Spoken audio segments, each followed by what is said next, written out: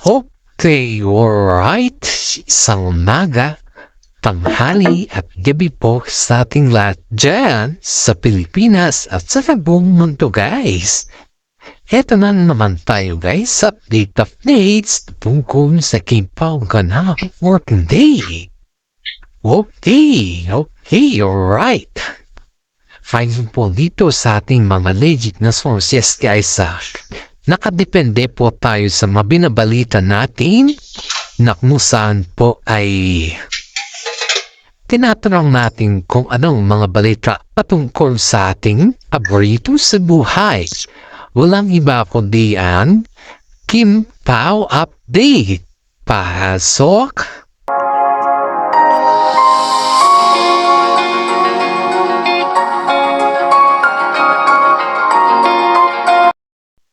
Okay, alright guys, ito na naman tayo. May kibalita o may kichika na naman tayo sa ating makaganapan for today, guys. Ito ayon dito sa ating mga legit na sources ay sabi ng mga iba, guys, na si Kim Chiu po ay spotted na bumibili or may mga shoot kasi sila, guys, na kasama si Paolo Avellino na yung nasa cafe ba. Bumibili sila ng mga, alam mo na, kasali kasi yun sa kanilang shooting, guys, kung coffee ba. Saka napakasimple ni Paul dun. Yun yung, dito mo makikita na si Paolo Avellino ay kahit ano po yung kanyang isusuot, ay talagang normal na yun sa kanya. Kumbaga ba is, ang dami ng mga taong nakakakita kay Paolo Avellino na kabisado na nila yung kanyang formahan. Kaya hindi naman lingid sa kalaman ng iba na si Paolo ay mas pabor siya sa mga simpleng damit, simpleng style, as long as na komportable siya. Yan po yung karamihan na attitude ni Paolo Avellino pagdating sa kanyang formahan. At as long as malinis siya, okay siya, ay wala na yun. Yun lang kay Paolo Avellino. Hindi kagaya po ng ibang artista na kung saan ay talagang todo forma sila. Pero pagdating naman kay Paolo Avellino, ay hindi po siya ganun ka-forma. Kumbaga is, kitang-kita mo dun kung ano yung kanyang itsura ba, yung kanyang kasimplehan. Ganun po kasi yung formahan ni Paolo Avellino sa lahat. Kaya, maraming mga netizen ang nantig. Kumbaga is mas na-appreciate nila yung formahan ni Paolo Avellino ba dahil sa lahat ng mga pansin lang naman netizen to ba isa. Sa lahat ng mga male celebrity ay yung talagang tinitignan nila ay yung kanilang forma ba. Pero si Paolo Avellino kasi okay na sa kanya yung forma niya as long as na comfortable siya. Saka may limit kasi siya sa mga manunawal na damit. Doon kasi siya comfortable, guys. Kaya hindi naman natin pwedeng sabihin na iwasan na yun or tanggalin na yun kasi nga po alam naman ko na hindi ba? Eh marami dito, guys, mga netizen na nagsasabi na si Paolo Avellino ay napakasimple. Kasali na po dyan si Kim Chiu, guys. Wala naman po si Kim Chiu, guys. Ang dami din magsasabi kay Kim Chiu na napakasimple niyang manamit. Para lang kasi si Kim Chiu po ay parang magarbo or yung kanyang pananamit kasi nga po lahat ng kanyang mga damit ay napapagay kasi sa kanya. Kaya maraming mga netizen ang nagsasabi na medyo may kagarbuhan ng mga damit ni Kim Chiu. Pero ang katunayan, guys, kung gaano din kasimple si Paolo Avellino, ganun din po kay Kim Chiu. Yun po yung mapapansin na mga netizen sa kanila dahil yung mga simple lang na tao ay okay na yun sa kanila. Ganun. Hindi siya yung masyadong mataas ang mga demand ba. Wala silang ganun. Dito, guys, dito na yung topic natin for today. Di ba spotted yung dalawa? Kasi nga po, maraming mga netizen ang nag-aabang sa kanila. Pero talagang, tinaon talaga dun talaga yung kanila eksena, yung kanilang shooting. Isipin ninyo guys habang nagsushoot yung dalawa, ang dami mga netizen po ang humanga sa kanila dahil sa pag-shoot pa ng nilang dalawa, hindi mo sukat akalain na ganun pa na sila ka-approaching sa kanilang mga fans. Yung, syempre kailangan mo na sikat ka na, di ba? Sipin mo yung kasikatan mo kasi sometimes nabibigay din yan ng tilikiro ba? Sometimes hindi naman lahat. Kumbaga, I mean is yung siyempre sobrang sikat ka, dami mo na mga fans na naaaliw na sa'yo. Ganun ba? Sometimes yung buhay mo dyan, kailangan mga di may mga bodyguard or may something na personal na ganon dahil nga sa labas ng showbiz hindi mo expect kung ano yung mga possibilities kasi sobrang sikat ka na, di ba? Yan yung mga sinasabi ng mga ibang sikat sa mga going to sikat pa lang na artista dahil tingnan mo ito guys sa sobrang simple nila Kim Chiu at saka si Paolo Avellino, bihira lang yung gumagawa sa kanila ng kabastusan sa mga fans. Di ba kansinin nyo ba yan guys? Kasi halos yung mga sikat kasi na sobrang sikat nababastusan sila Pinabastos sila ng mga fans. Pero ito dahil nga po sobrang simple nila, halos nandyan na sila, ganon, ay dito mo makikita yung tinatawag na respeto sa kanila. Kaya po nung nagkaroon ng mga taping sila at napaon dun sa mga spotted sila ba sa track na yung may cafe, yung pang business ka talaga. Dito mo nakikita yung hapot sa born respeto at higit sila kung kabaitan nila sa mga hindi sila yung tao na yung nang iisnab ba? Kasi karamihan sa mga artista pag sikat ka nang iisnab ka na, hindi mo na alam yung ano na yung mga pwede mong gawin or sa play, may mga pride ka na din yan sikat ka na masyado, yun yung hinisip ng mga ibang artista na sikat. Yung mataas na rin po sa madaling salita, mataas na rin po yung kanilang pride chicken. Pero sa dalawang ito guys, ang dami nagsasabi na dami din nakukumpara sa kanila kung ano na yung level nila. Pero yung level nila guys is napakasimple at napaka-respetable yung mga tao. Ay pansin ang daming mga fans na napukumpara sa kanila pero which is very true. Nga po yung mga management dito ay sobrang hangang-hanga sa kanila at botong-boto sa kanila. You know guys, may bago tayong chika for today. Si Paolo Avellino pala is freelance. So ibig sabihin pala yung pwede siya magtrabaho sa ibang network. Si pala freelance pala siya, wala pala siya management. Wala siyang direct. Wala siyang na nagkahawak sa kanya kung baga is free or solo artist siya parang wala pala siyang management. Pag freelance ka pala, pwede ka pala anywhere. Pwede ka dito, pwede ka dyan. Yun pala yung pwede pa kanya. Kaya pala ganun si Paolo Avellino. Pwede sa lahat ng network. Kahit sinong babae, basta importante. Kaliding-liding at maayos yung kanyang trabaho. Yun pala si Paolo Avellino guys. Ganun pala siya. Marami dito guys ang masasabi na si Papo ay parang naging matured siya. Ang observe nito kay Kim Chiu, ang observe nila kay Paolo Avellino sana yun guys is mas lalo siyang naging matured nung nagkatambal sila ni Kim Chiu. Kumbaga is lalo siyang naging tapay. Nalaman na niya yung buhay o yung tinatawag na saan ba siya, yung tinatawag na yung reality ng nagtatanong sa kanya. Reality yung pinakita na sa kanya kung ano yung totoong tao na siya ngayon. Baga, hindi na siya like before na medyo may something na baby pa. Parang kumbaga hindi pa siya mature.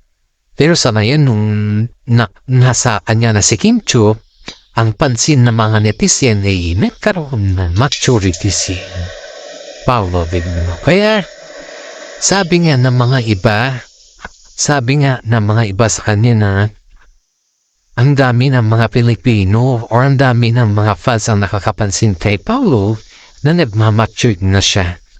Yung Paulo noon na hindi pa siya mature nung nakikita mo pang ganun may mga hindi naman sa bastos ba, hindi wala naman sa bastos yung hapa ni Paulo ng bastos, pero yung ang layo lang kasi ni Paulo sa ngayon at sa noon, yun yung napapansin ng mga netizen, malayo lang kasi yung buhangit sa kanan, yung pansin nila. Pero kung tutuusin nyo guys, ang laki ng epekto yung pagkakaroon ni Kim Chiu kay Paulo Rebellion. Yung pag-handle ni Kim Chiu kay Paulo, ang laki ng dyan mo makikita talaga yung finishing product nilang nanangoy. Yan makikita. Kaya sabi ng mga netizen dito, sabi ng mga netizen na sana nga magkaroon ng mga naniligayang magkaroon ng mga ending or maniligayang araw yung dalawa kahit papaano ay para maibsan naman or magkaroon ng sabi yung banding ba. Kasi this 2025 guys, may bago na naman sila ng V. At yun ay ayon dito guys. Hindi natin pero hindi pa ito sobrado, pero naririnig lang po natin ito sa loob ng showbiz. But kasi ito guys, kumbaga hindi pa naman bloom or hindi pa naman ito malakas sa kwangan. Kumbaga, pinag-iisipan siya lamang. Ayon dito sa ating na-receive or nasagap mo balita sa loob ng showbiz ay si Paulo Avelino at saka si Kim Chiu ay may pagkatapos ng may love you disappear, i-observe daw nila yung rating or yung earnings ng movie nila. Yan po daw ay medyo may sinasabi or malakas, sabi nila, gawan daw sila ng another movie. Pero pag iyan daw ay medyo mahuman or yung hindi masyadong hikita yung movie na yan, siguro by the next year na lang, next year daw sila gagawa ng habang movie. Yun yung narinig natin. Pero ang cut din guys, ayon dito sa ating legit sources, talagang may gumagawa na sila nag-under-shooting na sila. May shooting na talaga sila, Alvin Richard at saka Catherine Bernardo sa ngayon. May numayil dito sa aking legit sources kasi pinatatambal kasi yung dalawa. May nakokompara kasi yung cut din at saka ibang network guys. Yung cut din, pinakukumpara sa akin pa. Yun yung pansin ng mga maraming netizen dito.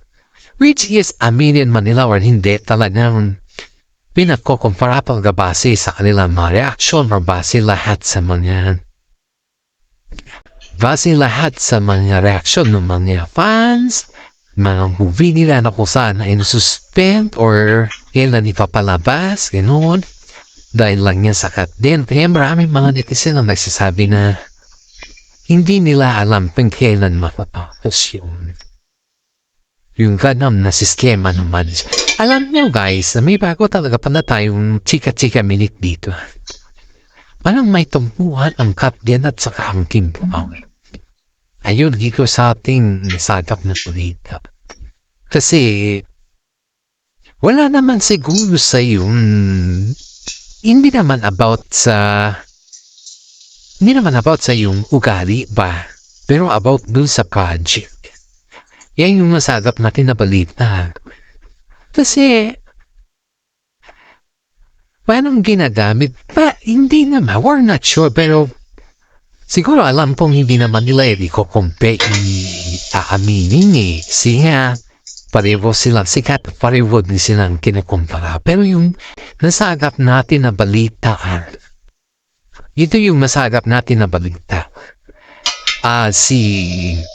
Yung management daw ng Catril, saka yung kay Kim Chiu ay parang nagkamalabuan. Pero, yan balita yan guys, ay hindi pa natin sigurado. Pero rinig na rinig daw yan ng legit na sources natin na there is smell fishy daw sa loob. Pero, siyempre, sa business kasi, sa softmed, alangan naman na ipakita mo sa publiko, di ba, na may alitan kayo, lalo kayong ma-intriga pag ganun. Kaya parang kumbaga plastika na lang daw yung nangyayari. Yan yung sabi, plastika na lang daw yung nangyayari.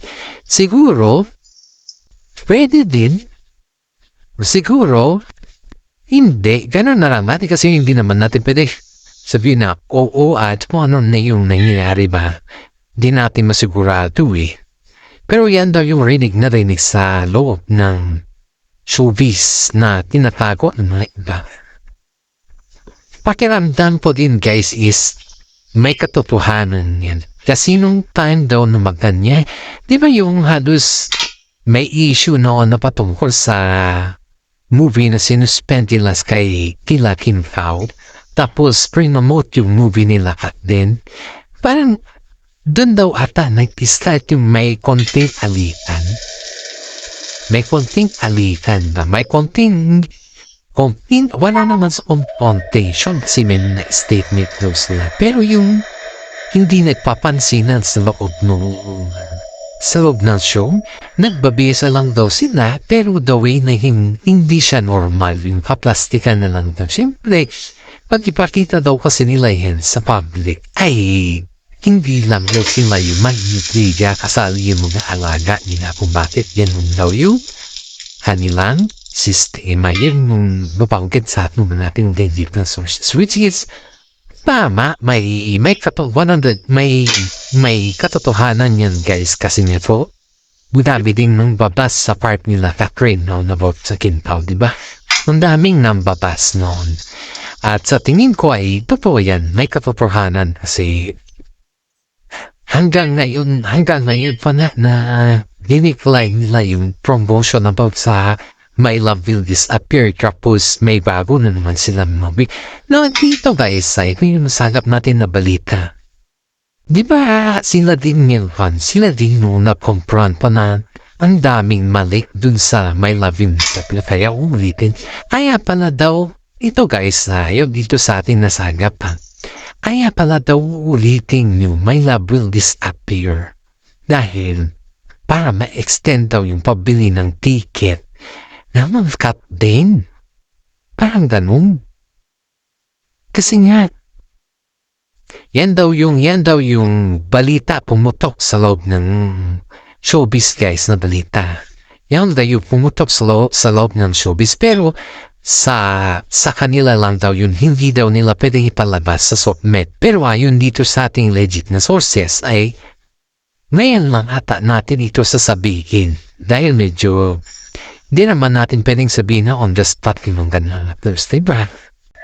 Pero yan daw yung katotohanan, guys. Kaya pala daw nire-schedule yung kay Paolo Avellino kay Kim Chiu dahil para mabili daw lahat yung mga ticket ng at din para sila pa rin yung kukuha sa highest gross at doon sila nung movie. May papuriting san din. Ano guys? Kaya sabi nga ng mga iba na unfair. Unfair naman sa part ng Kinpao. Tapos ito guys matagal na sanang nag-launch yung My Love Will Disappear na yan. Hindi na sana sila mag-shooting ulit. Kung hindi dahil dun sa ticket ng Catherine. See guys, alam nyo hindi naman nila yan pwedeng i-confront sa atin yan dahil mapapahiya sila. Dahil may mga pinagtatakpan sila, diba? Pero sa ating lagay guys talagang I can say na 100% na may alitan yung gano'n. Pati din sa ako guys, pati dito sa yung performance ni Kim Chiu at saka ni Kim Pao, you see Pao Babel, nagkaroon na naman guys ng pakutsaba yung part ni Catherine Bernardo dito. Pero ayaw lang kasi nilang magsalita. Para sa ganon, may iwasan yung mga issues na hindi dapat pwedeng sabihin sa publiko. Yan yung iniiwasan ng management. Pero hindi naman natin sila pwedeng hindi natin maiwasan guys kung tutusin mo. Dahil may mga tao pa rin na nagsasabi na kailangan nilang gawin yun or kailangan nilang yung masabi ba para may masabi sila. Yun yung tono dito kasi yun yung parang pakiramdam ng mga part nila Team 2. Maraming mga netizen din ang magsasabi na unfair. Pero dito sa tingin ng mga iba kasi guys, dito sa tingin ng part nila Kat din at saka si Catherine Bernardo, parang pinapakita kasi dito na yung mas malakas ang Kat din kumpara sa Kim Pao. Dahil nga po pagdating pa lang daw sa movie is dami na daw bumibili ng ticket. Pero may mga nagsasabi din na totoo naman na gusto nilang masold out ang ticket kasi sayang naman. Pero sa pamamaraan naman na yung tama, hindi yung magre-reschedule sila para sa cut din. Diba? Yun yung iniisip na mga iba dito guys. Ganun katindi yung mga fans natin dito guys. Kaya ang dami natin nasasagap sa rapon. Dami natin nasasagap na issues patungkol sa kanila. Pero ang tingin kasi na mga iba is parang ang Kim Pao is nadidemot. Yun yung tingin ng mga Captain fans dito. Ang daming issues guys. Ang daming issues na pwede natin ibato sa ngayon. Kaso nga lang kasi medyo busy tayo. Kaya hintay na lang po natin yung mga issues na pwede natin ibato. Mamaya pagkatapos ng ating update sa ngayon. At sana guys ay mapanood ninyo ito. Share, like, subscribe naman po. Maraming salamat at God bless po sa ating lahat.